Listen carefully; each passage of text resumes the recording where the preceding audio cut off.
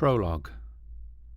My father was a field-promoted captain in the Royal Artillery Regiment during the Second World War, but after the surrender of Italy he was attached to military intelligence interrogating captured Axis troops, remaining stationed in that country until 1945.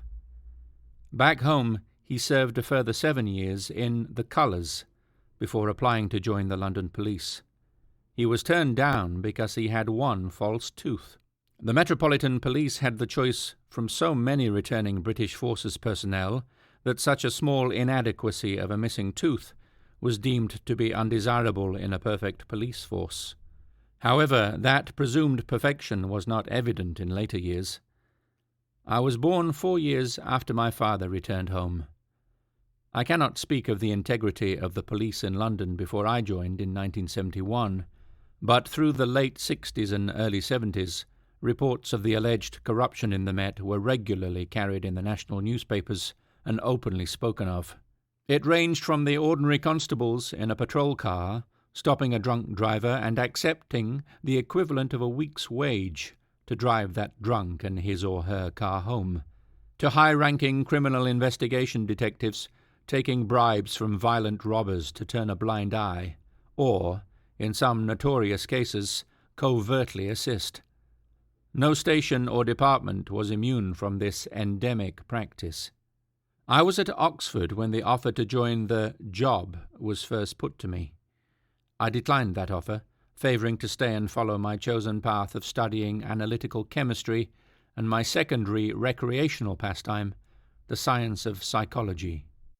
3 weeks into my final year at university, my father died of a sudden heart attack. He was 49 and employed at the War Department. My mother died 2 months later from a broken heart. The security of a degree became less important to me on accepting another approach from a senior Metropolitan Police officer named Barrington Trenchard. He spoke passionately about his desire to root out this criminality that was being linked to members of Parliament. He wanted me and knew my weakness. My self-importance had led to some written articles of mine being published on the utopian dream of right and wrong. The complexity of realism that he threw at my argument destroyed the idealistic world I lived in.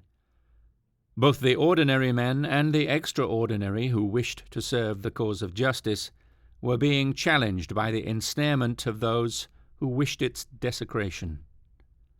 Some time after Trenchard's presentation, I became a fully signed-up and committed custodian of justice. As I was coming straight from university, I was to be fast-tracked, becoming an inspector within 5 years.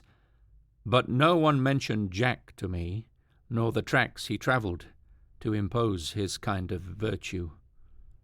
I was about to find out that justice could be found in more places than a court of law, and bribes come in more ways than mere money.